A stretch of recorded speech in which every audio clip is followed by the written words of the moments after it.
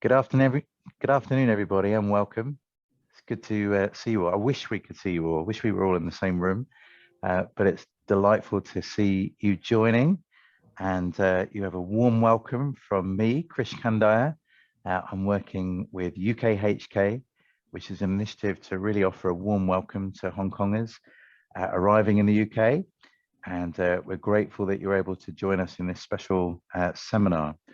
This seminar is funded by the Department for Levelling Up and Communities. So we're grateful the UK government is supporting third sector charities like ours to be able to offer this fantastic welcome and professional integration into life in the UK. So you are really warmly welcomed here.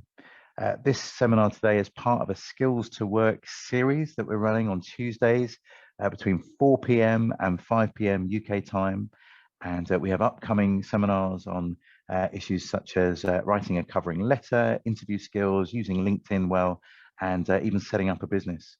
We also have an online job fair taking place on the 14th of June, which I know that you won't want to miss. And today we're so excited that we have Megan Craighead here. She is the recruitment managing consultant at Robert Walters, a fantastic recruitment agency, and she'll tell you more about her work.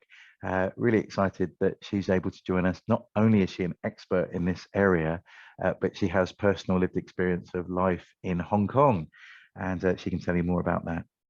We're going to be encouraging you to ask questions as we go, and you can do that through the Q&A button that you might be able to see on your Zoom screen. We hope to be able to answer as many as possible, but we probably won't be able to get through them all. And when you finish, the Zoom link finishes, you will be mailed some of those questions and answers that have come up, so you don't have to take too much of copious notes. Later on, we'll be doing an anonymous poll. This all helps in terms of our impact assessment, and so I'd really appreciate you taking part in that. And there'll be a feedback survey post the webinar that you'll get in your inbox. And do let people know about these events. Our hope is that by offering professional integration support, you, your families, your loved ones will feel more welcome in the UK, and the UK will feel more like your home. And so we're excited that you're able to join us for this special event today. Just so you know, UKHK is also running some friendship festivals around the UK. These are special events to welcome Hong Kongers into various communities. We've got some running in places like Southampton, Birmingham, and Bristol, Manchester, Edinburgh, and Belfast. So watch your inbox for those. And we're also working very hard to make sure that children feel welcomed into our schools. And we'll be able to send you more details about that too. But now for the main event, it's my delight to welcome Megan to take you through her presentation. Thank you so much, Megan, for joining us today. Yeah, Krish, thanks so much for the very warm welcome. It's great to be here with you guys. And I mean, Hong Kong has a very special place in my heart. So after university, I did in the US, I did my master's at the University of Hong Kong. I thought I'd move back to the States after a year, but I absolutely loved Hong Kong, and I ended up staying there for almost 6 years in total. And probably somewhat similar to some of you all, ended up following my family across the UK, and I've been here since 2018. So I've got 8 years of recruitment experience, most of which has been with Robert Walters. I do specifically focus on compliance roles within investment management. So that's my specialty focus, but I do look at a lot of CVs. So very, very happy to chat a bit about, it will be a bit of a, generic how-to with CVs, and yeah, as mentioned, we'll try to answer as many questions as possible after. So yeah, here we go for a bit of a CV overview. So yeah, just a bit about Robert Walters. We've been around since 1985, and Robert Walters is actually a person, and he is in our London office. He's been to our Hong Kong office. We're across 31 different countries, and we cover most functions and industries within those. So yeah, just an overview of where we're at. quite a few places. If we're looking at UK specifically, we do have offices up north, and then, you know, London would be one of our furthest southern ones, but we will cover, again, different cities. It's not like we only do roles, you know, in those couple of cities. We will cover roles, you know, across the UK really, and we do also work across Scotland. We've got a separate Irish office. We've got all the European ones too, but yeah, here's our UK presence. So first off, I mean, I guess just the question of why CVs? You know, hiring managers will receive hundreds of CVs a day. It could be even more. So this is your first chance to make an impression. And a lot of times, unfortunately, it can be a pretty quick impression when they're looking through so many CVs, you know, when they're coming through portals. So you really want to make sure they're professional, well presented, and tailored to each role. And if we want to go for 3 C's, I think that works. We can do concise, clear, and consistent. So, you know, I think 2 sides of an A4 paper is good. You can probably tell, well, I mentioned originally from the States, I think the rule there is kind of, you want it to 1 page. I don't think you need to confine yourself that much, but you do want to make it readable. And if someone looks and opens a document that's hundreds of pages, could be tiring to read. So yeah, you kind of want to keep it easy to look at. It's helpful to underline and bold each section. You want to have consistent formatting so that it just, I mean, it looks nice that way. And bullet points really help that as well, instead of big blocks of text. I think there can be the inclination to get really fancy with CVs, or make it like PowerPoint presentations almost. And I'm sure it does depend on the sector. You can do that, but keeping it clear and something that, you know, when you upload it to a portal can fill in quite clearly the different sections. It does make everyone's life easy. But you can as well do, I think Etsy and different places will have all of these fun options you can do. So you can look into it. Again, it depends on the sector, but did just want to show kind of what a basic thing can look like. So you can have your first and last name, depends on how you want to have it set up, and, you know, how you, if you have an English name and a Chinese name, probably best to bold the last name, whatever it is, so that way it's clear where it falls. You can have, and we will go through in all of these in more detail, but yeah, just wanted to show that you've got everything in bold that's big, in terms of you can tell what the different sections are, and then things are bullet pointed within, you know, and you have the date, the title, the company, and what you've covered. So just as a basic thing. And we do also have a website, kind of a toolkit for CVs that we can share with you, that has different examples and kind of basic templates to use like this. So we can share that later as well, if helpful. So yeah, I mean, in terms of other things you really want to make sure you cover on it. So you really want to emphasize the achievements. You know, a very helpful rule of thumb is thinking about the job description that you're applying to, if it's to a specific role, and making sure that those points in the job specification in terms of requirements and what they're looking for are highlighted in your CV. Another basic thing, which, you know, is fine to do, is just to explain any gaps. So if there were periods where you're looking for roles, that's fine. You can just say looking for a position. If you were traveling for a period of time, just put that in with the dates. If we're looking at the summary, which is, you know, you can have an initial couple of lines about yourself, which I think is it. We don't have it here, but you could kind of have it right under the first name and last name, a bit of a summary, just an overview of yourself, kind of, you know, years of work experience, the type of position you're looking for, you know, not a full-on cover letter, but just a couple of pages, you know, that's what you can include there. Yeah, let's see, next point. All right, so this is more about the summary, sorry about that. So yeah, you want to have name, location. I mean, especially if you're already in the UK, to put location London or whichever city that you're currently in. You know, UK contact details, very helpful. You could also include your LinkedIn profile, so it's easy to link to.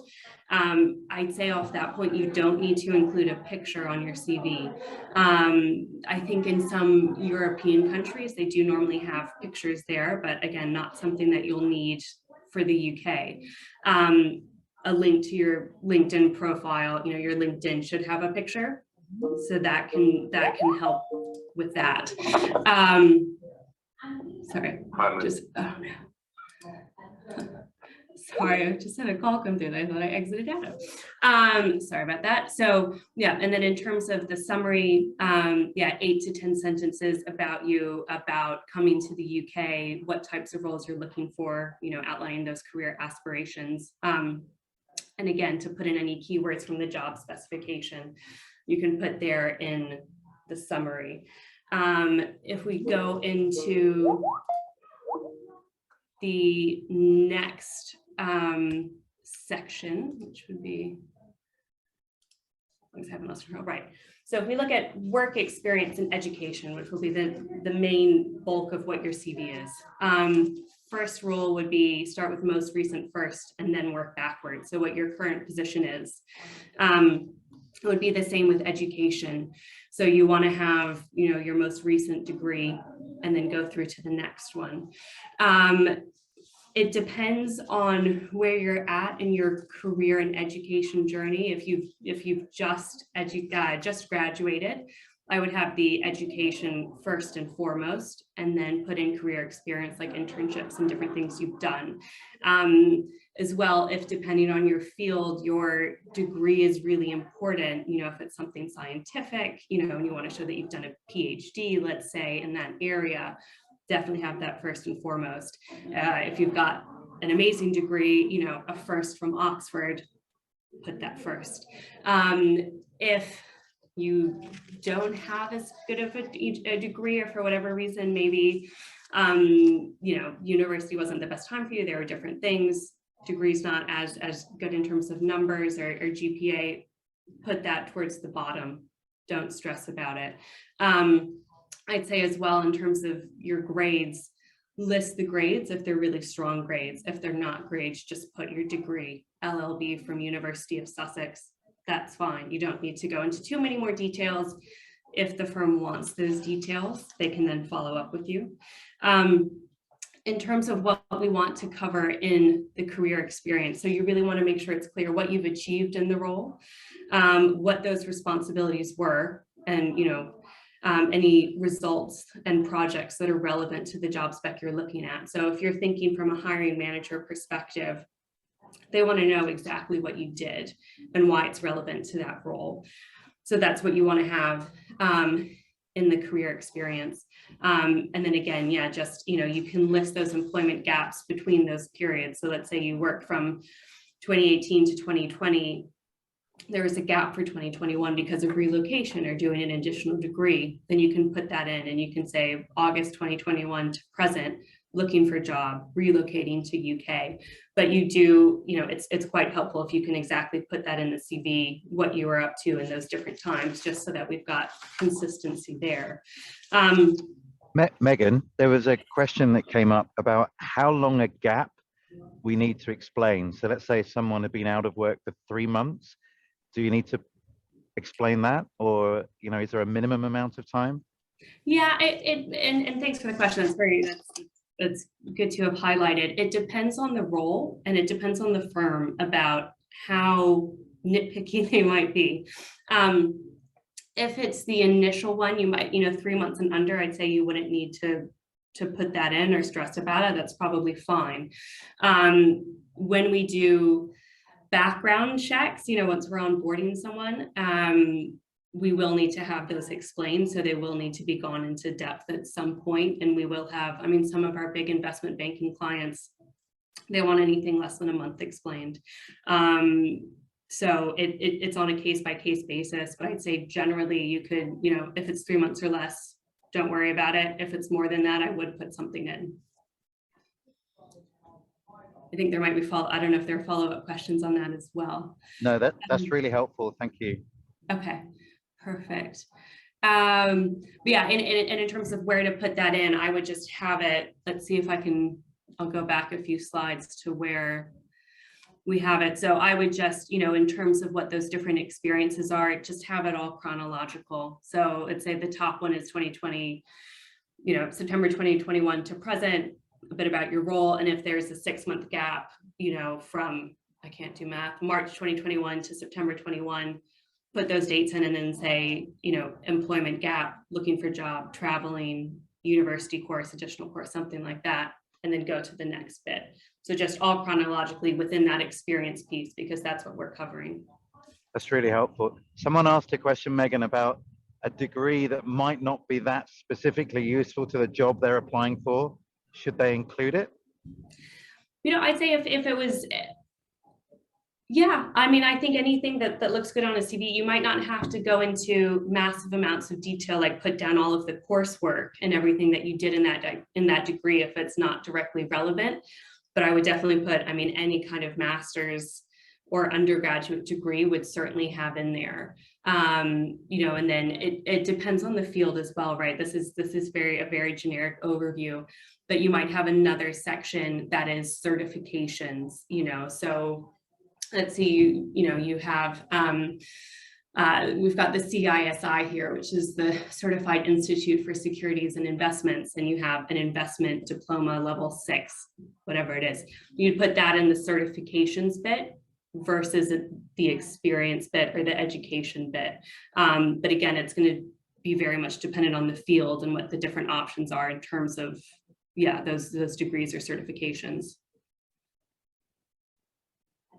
That's great, so helpful. Someone asked the question, they have 25 years of experience. How much detail should they show? I guess they're going to run out of space quite quickly. Yes, a very impressive amount of experience. It's fantastic. I would say you want to have the most, it depends on the role you're applying to. I would have most information about the most relevant roles. When it gets to ones that were in the past and maybe, you know, let's say you were in a totally different field that's not relevant, I would just have the dates, the title, and the company, and you don't need to include bullet points about that particular role. So just kind of minimize that, like have it on the CV because you've done it, you've worked there. You could have one line about it, but you don't need to go through everything about the role and the achievements and everything else just because it's not as much relevant and you're going to run out of space as well, right? Yeah. So someone asked specifically how long their CV should be. Just thinking about that space thing, how many pages maximum? Yeah, and you know, it will depend again on how, you know, I guess there are some instances where you might have longer ones. I'd say probably on average, the CVs that, you know, I'm looking at are somewhere between 2 to 4 pages. If it's a huge amount of experience and it's lots of different papers you've written, you need to go into everything, then you can go for that. But I would say concise is good. I'd also say I normally, I mean, to go super specific, I would use the size 10 font. For the script, I would use smaller margins so you can fit a lot of text in. I wouldn't double space things, you know, so you try to make it condensed and concise, but still visually appealing. Again, if you're just thinking from a hiring manager's perspective, are they looking to read a novel or kind of look at something and be like, this is relevant, this makes sense, I like how this looks, let's continue with this person, you know. Yes, I'm sure there's loads of really interesting detail and things that are relevant in it, but you really just want to highlight the most relevant things.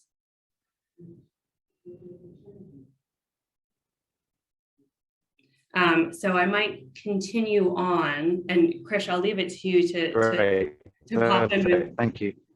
Were there any other questions you wanted to highlight now, or should we get back to them later on, whatever you think?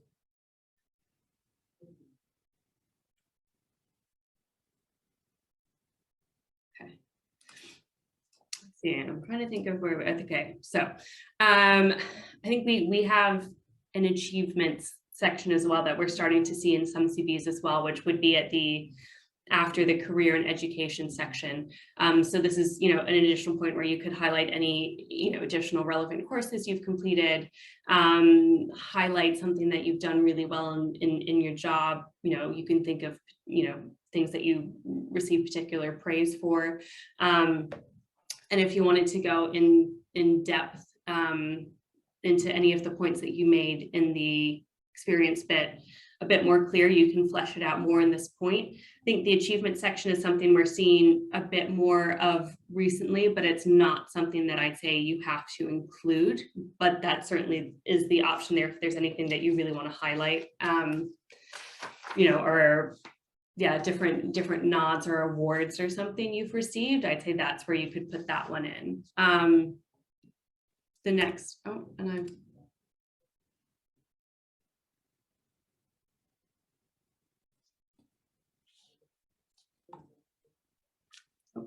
sorry about that. I lost my screen. Okay. Let's come back as long as I haven't lost everybody here. So I went through everything. We're here. You're doing a good job. Okay, great, and I'm still sharing my screen. Perfect. So next section that we can have towards the end would be interests. So this is where you could put in hobbies and pastimes. You know, this is nice where you can, you know, talk about your extracurricular activities. So if you like to do community service, if you're involved in any different committees, if you're part of a running club and you're the captain or something like that, you know, it gives an insight of you as the individual to the employer instead of just, you know, a CV. And here I'd say we like specifics over generalization. So instead of saying something like, I enjoy running. Yeah, I mean, you don't have to be a 5-time marathon runner, but you could say, you know, I love running, you know, run Dragon's Back, or, you know, make it from the peak to Dragon's Back, or, you know, do running across the different islands. You could say, instead of just cooking, you know, have done certain cooking courses or really enjoy making, you know, Thai cuisine. Pad Thai is my specialty. You know, just something that stands out, you know, that's memorable and a conversation point. I think it's a nice way to think about it. Sorry, Megan, we can't see your screen. Would you be able to share it? Oh, yes. Sorry, I thought it was still sharing. My apologies. Okay, let's see. Sorry about that, folks. Sorry. So this was the point about interests. But yeah, so again, specifics over generalizations. Another example could be, you know, some people say, enjoy travel. Okay, so how many countries have you traveled to? How many different continents have you traveled to? I have a travel vlog, you know, again, going into specifics, something that's memorable. And I have to say, from, you know, my perspective, when I look at CVs, I really enjoy seeing the interest, you know, because I do recruit in one specific field. A lot of CVs can be somewhat similar. And if we have something that really stands out, that's personal, and it, you know, can also be a shared connection, you know, it can be like, oh, that's what I do in my spare time. I really like doing that. And then when you have an interview, you know, there's a nice jumping off point. Yeah, and apologies that I lost everyone for a second. So I don't know if there are any other questions we wanted to highlight at this moment, or if we want to come back to them. Chris, just let me know. Yeah, I think keep going. We'll come back to some questions later. You're doing great. Okay, perfect. Yeah, and so the last bit, I think we are on our last slide, if I can get to it at some point. Okay, so key takeaways. Keep it simple. Make sure font and formatting is consistent. There can, again, be that temptation to use different fonts for everything, different sizes. Depends on, maybe you're in graphic design and it needs to be super punchy, then sure, but I'd say standard, you know, especially if it's a big financial services investment bank, boring can be better. It's easier to read, it makes sense. You really want to double check all the dates. You know, that's something that as a recruiter, I can easily see if they don't quite make sense and you just missed it, that's fine. But, you know, you really want to show that you were very thorough and you really check these things out. And, you know, as basic as it might be, really make sure you've gone through and done the spelling and grammar checks. You know, you do want to tailor things to the job that you're applying for. And I realize now, and so here is a link to the CV workshop that we have, which is helpful. And we can definitely share. I'm sure there's another way we can share that. I realized as well, I think when I was having technical issues, I missed one of my slides, which would be this one. Specifically looking at moving from Hong Kong to the UK. I think things that are really helpful here are just highlighting any and all relevant experience to the UK. You know, so if, you know, and if it's just as simple as, you've enjoyed your time here, or you've traveled here quite a bit, you can put that in the interest area. If you've taken courses in English, whether it was past degrees or current ones, or you're currently taking, more English language courses, worth putting that. If you have an actual certification, and forgive me because I don't know what it is, but shows your level of English fluency and putting languages in, definitely want to put that in. And yes, I think in terms of the summary, that initial bit, including your visa status and, interest in working in the UK, why the UK, I think is going to be really helpful, just to show people, what the situation is. I'm sure a lot of people, might understand or have some awareness, but if not, to have that front and center. Yes, I'm in Hong Kong. I'm looking to move to the UK for work reasons. I have a valid visa. That's great to have on your CV, because, some people might just look at a profile and be like, well, they're not in London. Don't know if they can work here. Not sure if this is a fit. Don't know why they applied. You want to make that as clear as possible on your CV, because again, that's the first impression. Yes, so that is the end of my slide. Sorry, that was a bit scattered towards the end because I lost my connection for whatever reason. But yeah. That was so helpful, Megan. And it really helps us to hear from you as a recruiter what you're looking for. It's giving us that kind of insider information, so we're very grateful. A few questions that came up about the interest. Some people are feeling a little bit humble about their interest. They're saying, I don't necessarily have very interesting interests. Do I really need to put it out there? Can you help people think through the rationale, just so they can understand why the interest might help them? Yeah, and again, I think it's just that, looking for connection as people, right? So you could think maybe it's not interesting, but if it's cooking or taking care of your family or, raising your children, I think that's all really lovely stuff to include on the CV, and it makes you seem like more of a person instead of just a piece of paper.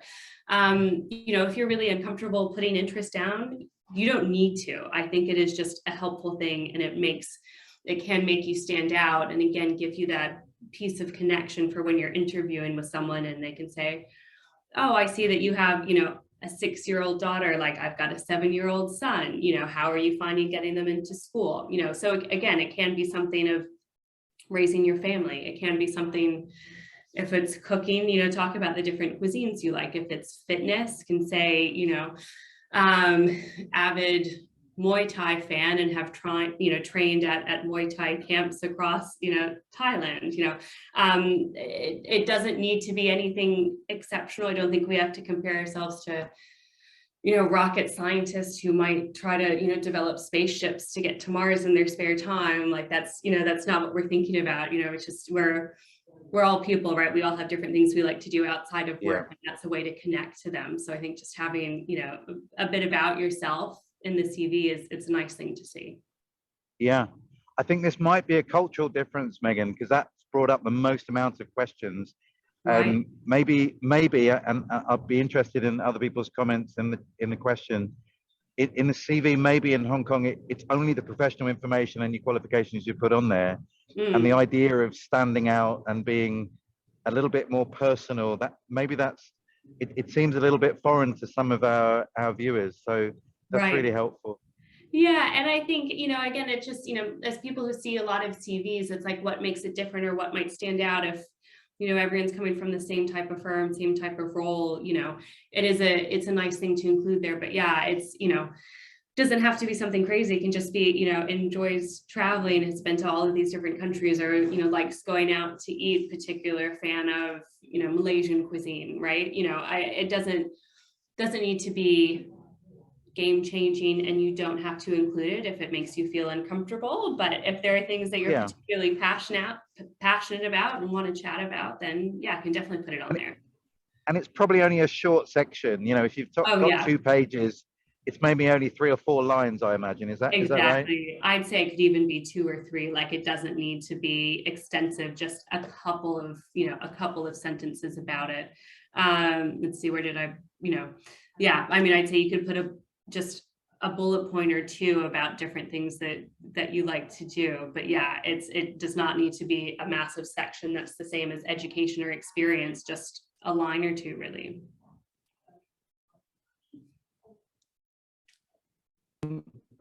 That's really helpful. A few people asking questions like, look, I have visual design. Should I have like two CVs, one that's kind of just straight? Do you have any advice on that? Yeah, so I think if it's from and again, yeah, this is the very basic overview of things that will work for different industries. If it is something that's more design specific, you can certainly have variations of what will work for that. So, and if you're applying to different types of companies, so let's say one is very, fintechy and exciting, you could make that one a bit more interesting. And if you're applying, for a similar type of job, but let's say within an investment bank, you could have that in all black and white in Times New Roman font. So I'd say you can certainly have different variations on the same CV and just make it work for the different type of role and company you're applying to. Yeah. Someone mentioned that they'd been made unemployed in COVID. Again, what's the best way to communicate that on a CV so they don't have too big a gap? Yeah, I mean, I'd say, you have the most recent career history first. And then just for the period that's, COVID, you can say redundancy due to COVID and restructure. I mean, we had a lot of that here, right? So a lot of people will have seen it. A lot of people were unemployed for a period of time. I mean, 2020 in London was really difficult. A lot of the first half of 2021 was really difficult. And I'd say the job market has mostly picked up, in the past 6 months. So we're having a lot of people who are getting back to work now. But I'd say, you can put in, redundancy due to COVID and, looking to relocate to the UK, moving family and everything, that takes time, that takes effort. It's not something you can do, overnight. And if you want to secure a job before you come over, I just say, redundancy due to COVID and continued job search. We all know what the situation has been. It's been a really difficult situation. So I think that's probably the best way to put it on there. That's so helpful. Just before we take any more questions, we're going to put the link to our little survey now, just so we can find out who's here and whereabouts in the country you are. That will really help us. So there you go. It should come up on your screen right now. It should only take you a few seconds to fill that in. If you can, that'd be great. And Megan, why don't you, I don't know if you're able to scan through some of the questions that you might want to have a look at as well. There have been lots and lots of questions, which is lovely. Just shows you've really hit on some important themes for us. So thank you very much so far. It's been wonderful. Yeah, well, I'm very glad to hear all the questions are there. I have to say, I have lost my screen, so I cannot see anything. I'm glad that it's still working and I can hear you and can certainly answer questions this way. But Krish, I'm really sorry if you don't mind kind of highlighting to ones to me. That that's fine. To go through, we can do it that way. Someone asked, if I'm applying for quite an entry-level position, should I still put all my qualifications down? I mean, qualifications are always good. I mean, even if it's, it's entry level, right? Showing that you have done different things, taken different certifications or courses and therefore qualified in other areas. I mean, maybe you don't need to write buckets of information about each one, but to have them all in bullet points in a section that show, how you've been spending your time and what you've been up to and what you could be qualified for, I think is a great thing to have on there, and you don't know the person who's looking at it, you're applying for a particular role in a space, and maybe they see in your qualifications that you've covered a different area that's not directly relevant for this role, but they know someone who's hiring in that space. At least they know that you've done that, and they can then flag it to that person who's looking for that particular, qualification or skill set. So again, I'd say, put it on there, but just don't take huge amounts of information. If you have a lot of qualifications, you could do a section that's qualifications and then have like 2 columns, right, to conserve space and to have it, you know, in a small bullet-sized font that has everything there, but maybe doesn't take up, you know, a lot of space if it's not as directly relevant.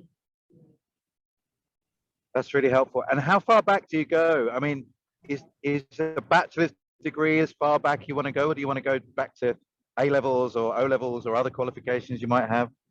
Yeah, you know, it depends on where you're at in your career. I'd say if you know, if you were a CEO, it's, you know, A levels probably not as relevant anymore. That being said, we do have some firms that do want to see your A-level degrees or A-level results.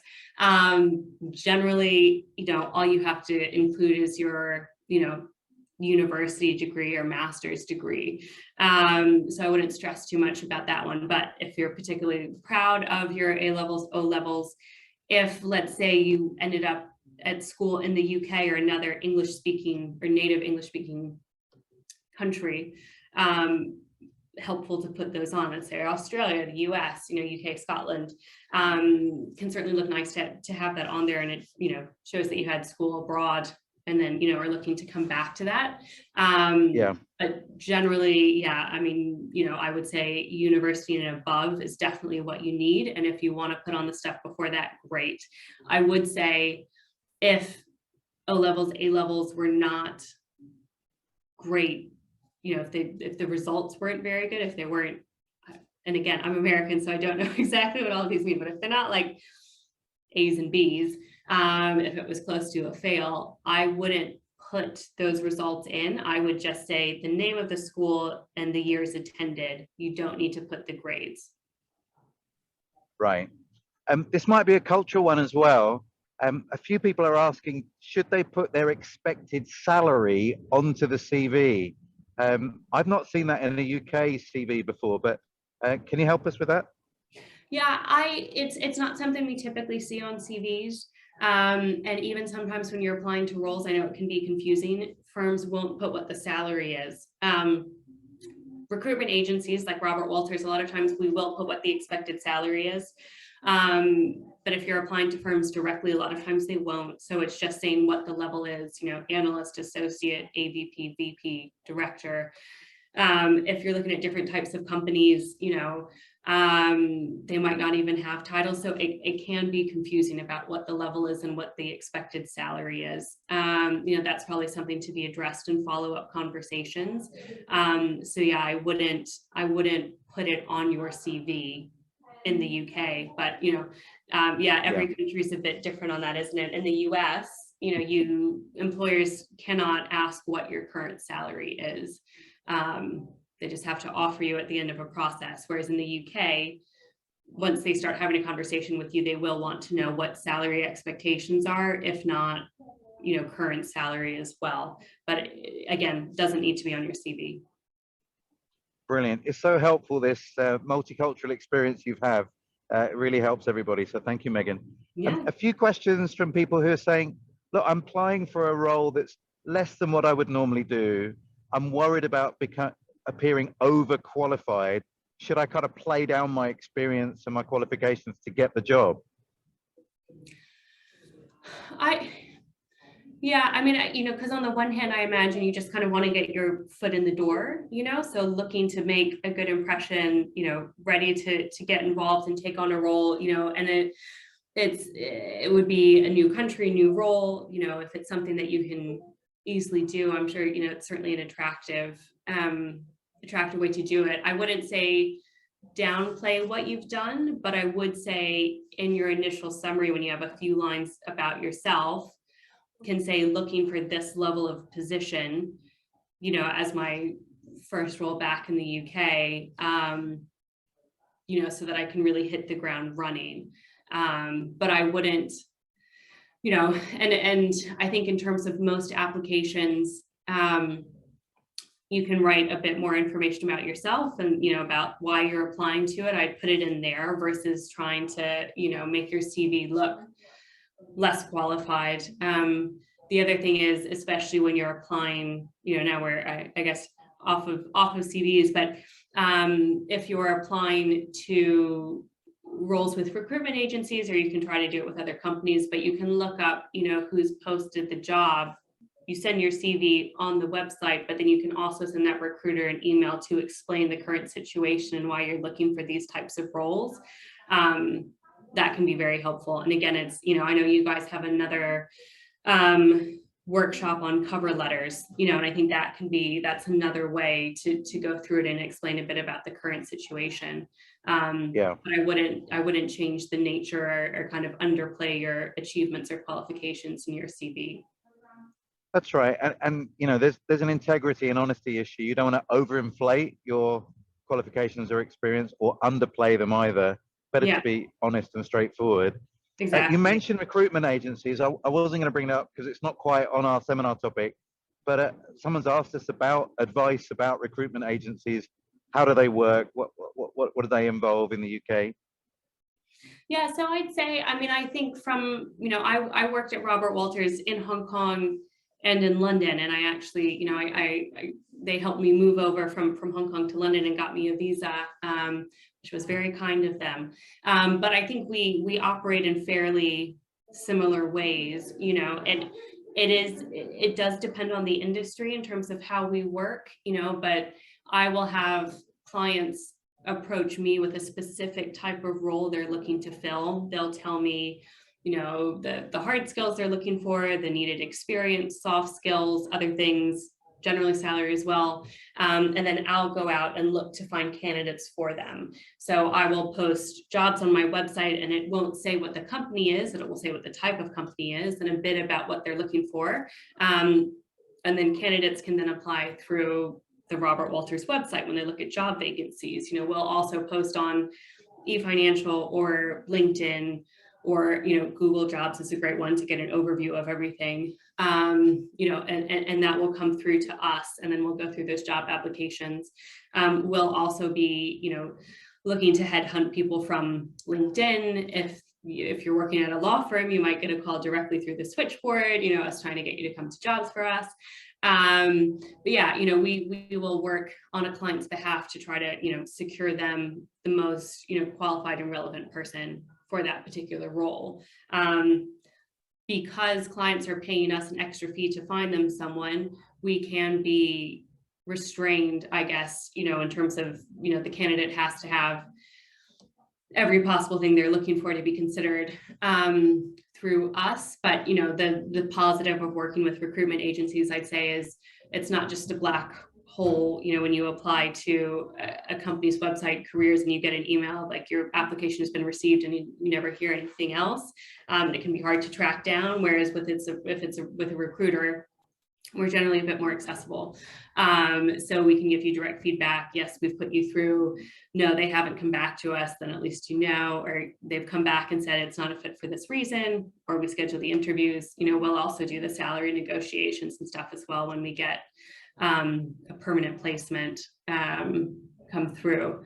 It's probably a bit of a difficult one. But yeah, if you find it really helpful for people that are entering the UK job market for the first time to use a recruitment agency, because you can handhold them through the process. You mentioned LinkedIn. Someone asked, well, I don't have a LinkedIn profile. Do I need to create one in order to compete for jobs in the UK?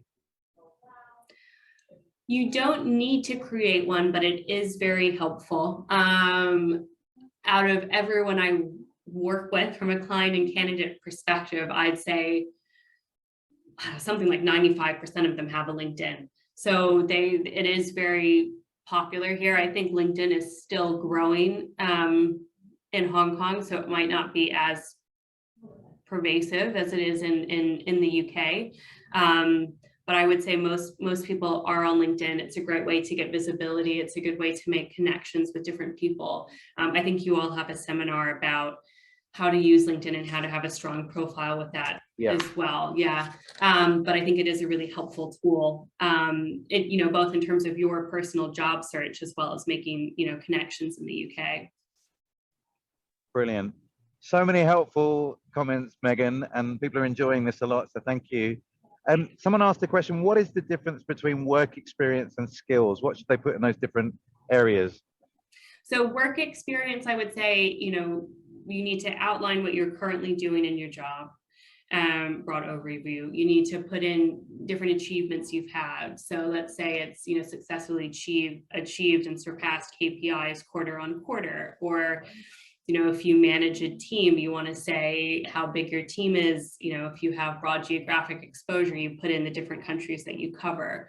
In terms of skills, I would put down and in the experience, but you can also say, I perform pre-trade monitoring on Sentinel, which is a specific system, and that's a compliance related option. But you can have that in your experience, but then in the skills bit, that is just, I would say, specific bullet points of, maybe systems you've worked with. So that's where you can put in Microsoft Office. You could put in advanced, coding skills with VBA. You can put in, all of the different systems and applications that you've used across different careers. So again, most of the ones I know are compliance related, but yeah, Sentinel, Aladdin, Smarts, Actimize, if those things make sense to anyone. But that's where I would put in, specific systems and technology that you use, and just single word, bullet points in that one. That's really helpful. Thank you. Something you said early on was really important. I didn't realize how important it was until I started applying for jobs in the last few years, was contextualizing the CV. For some people that have never had to do that before, people might think, well, hold on, my qualifications are my qualifications. How can I contextualize it? How do I adapt it for different jobs I'm applying for? Could you talk that through a little bit? Yeah, I would say, I think the best way to go about doing that is look at a job spec you're applying to, look at a job posting you're applying to, and seeing the different points that are highlighted, both in terms of, responsibilities of that role and then requirements of that role. So, as a candidate for jobs, there are so many different things you could look to apply to. And, it could be across different industries and sectors. It could be slight variance on different things. You don't have to do the exact job you're currently doing. So say if I were to use myself as an example, I do investment management compliance recruitment. I could apply to an internal recruitment role at an investment manager. I could apply to another recruitment job, but covering a different industry. I don't only have to do what I'm currently doing. And when I'm applying to those other roles, I would look at what's highlighted in terms of what they're looking for, and making sure that specific point or those key words are highlighted in my CV. If you want to be give yourself the best possible chance, on these portals, what they might do is keyword searches and compare, your CV, and just do a highlight of, okay, how often does Excel appear, or how often does fixed income appear? How often does marketing appear?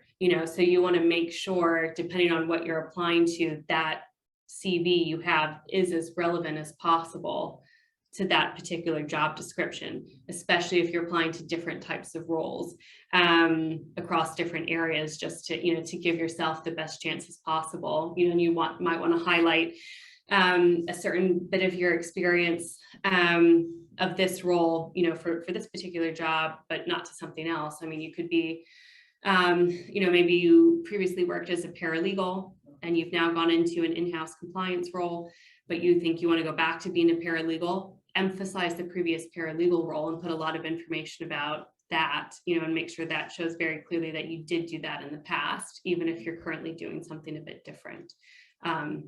Hopefully that makes sense. Does that answer the question? It does. It really makes sense.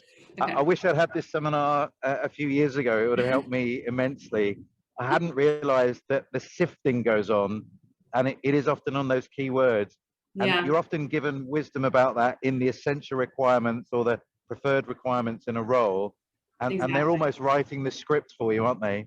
Just so everyone knows, we've got a seminar coming up soon on covering letters, and that's a really, really important part. Again, don't underestimate how influential that is about whether you even get through to the next phase. Yeah, and I would say one more point about CVs, just while I'm thinking about it. highlight, you definitely want to highlight things you've done, highlight what matches the CV. If you have it written on your CV and you have an interviewer, that interviewer is very easily going to go through each point of your CV and ask for a specific example, or ask when you did that particular point in your CV. So you do really want to make sure, if it's on your CV, you've written it down, that you've done that and you can speak about it and explain, why it's on your CV and what you've done there. Which, that's more part of interview preparation, but you do want to be ready to talk about, any point you've got on your CV, just as, some forward thinking. That's right.